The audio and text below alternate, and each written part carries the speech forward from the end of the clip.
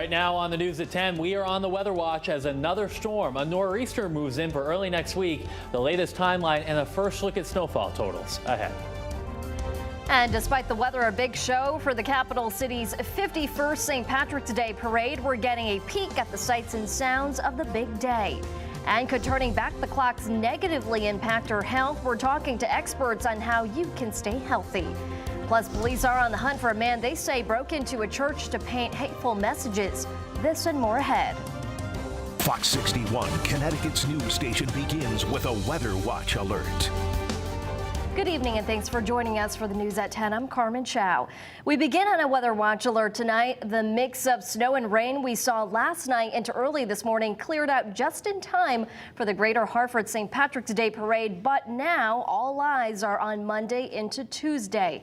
Let's get right over to meteorologist Ryan Breton. Ryan, what are we expecting this time? Carmen, this is going to be a different situation. The storm last night now swirling out to sea, but this next one, we can already see a piece of it coming through the Midwest. This will dig down to the south and another piece of energy ties into it and will generate a big nor'easter offshore Monday night into Tuesday. So we will get hit by this storm. The question is, what type of precipitation will we see? And that really depends on where you are in the states. We already have a weather watch alert up for Monday afternoon, Monday night through the day on Tuesday, as this nor'easter will affect us with rain, wind, and yes, heavy wet snow. In the hills of northwest and northeast Connecticut, there could be quite a bit. The potential is there for 8 to 12 inches and even more in some spots. And considering that could be a heavy wet snow, outages are possible in that part of the state. Once you get down into the lower elevations, there will not be as much snow, and we will actually see rain to start that eventually changes over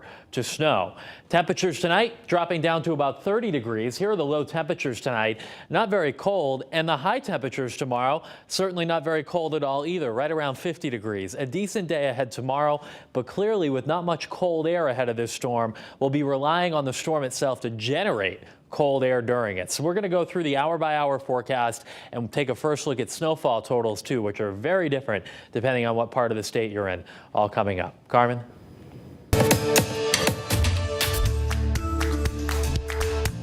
Well, it's that time of year again to move the clocks forward 1 hour, but how does changing the clocks affect your health? Fox 61's Jake Garcia spoke to a sleep doctor about the effects and how you can adjust to the time change a little healthier. He joins us live in the studio with more. Jake? Well, Carmen, it's not surprising to hear that changing the clocks twice a year could be bad for your overall health, but a lot of people I spoke with today would rather change the clock and keep it that way. I would love to have it permanent because you'll sleep a lot better. You know, you don't have to be always turning the clocks around. Even darker in the morning is fine. I think people do more stuff at night than in the morning. So people want to stay out later. After work, kids playing. The popular opinion of most Americans, including here in Connecticut, is to switch to permanent daylight saving time. But health experts say that is not the healthiest option. The science is actually very consistent that permanent standard time is, from a health perspective, the best option. And that permanent daylight savings time, with the implications on health and public safety, could actually be worse than those of still doing the switch twice a year. While having more daylight in the early evening may be nice, it actually goes against our internal clock. Most of us across the continent are functionally chronically sleep deprived. And we're just not getting enough sleep, whether that's adult, child, or teen. So when you think about that, that speaks to our resilience in responding to and tolerating additional sleep loss. In the days and weeks following the time change, doctors see an increase in more injuries related to sleep deprivation and increase in heart attacks. But you can adjust in a healthier way. Shift your usual social cues and your usual things like your meals and your bedtime. Shift it earlier by about 15 to 20 minutes each day.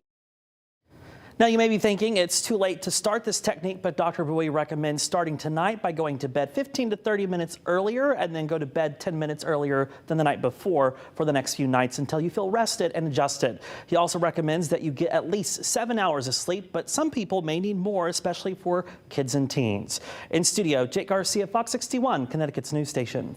All right, Jake, thank you. Ledyard police are asking the public's help in finding a suspect they say broke into Our Lady of Lourdes Church and wrote, quote, hateful writings in the meeting hall. Here's a surveillance photo of the suspect. Police say he is in his mid to late 20s with dark hair and a distinctive beard with no mustache. Police say it appears he threw bricks through the windows and painted the writings in black paint on the floor and a wall next to the large crucifix. The state police hate crimes unit and the FBI Civil Rights Unit is assisting police. Now take a look at this scene out of Waterbury this morning. A car seems to have driven through a Panera Bread on Wolcott Road. No word from police about how this happened or the driver's condition, but we certainly hope everyone is okay. Now, multiple crews headed to the scene of a second alarm fire at a barn in Woodstock this afternoon. The Muddy Brook Fire Department was dispatched to Brickyard Road. The fire was knocked down in less than an hour, but additional support was needed. No injuries were reported, but there was significant damage to the building, as you can see. New details tonight. More than 60 people are without homes after an apartment fire in Hartford's South End. The city's fire department says the fire was in the walls of the 2nd through 4th floors of the building on Webster Street. No one was injured, but city inspectors ruled the building is a total loss. 52 adults and 9 children are displaced. The city's fire marshal's office is investigating what caused the fire. A similar story in Bristol. 2 families are without homes after a fire on South Street Extension. The flames broke out just before 2:30 yesterday. Thankfully, everyone made it out of the building safely, but the building cannot be lived in. Firefighters were able to get the fire under control in about 45 minutes despite several challenges.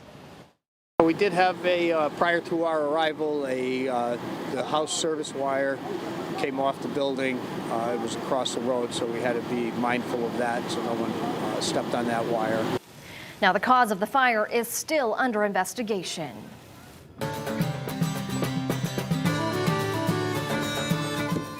Now, St. Patrick's Day is almost here, which means the 51st Greater Hartford St. Patrick's Day Parade was back and better than ever this morning.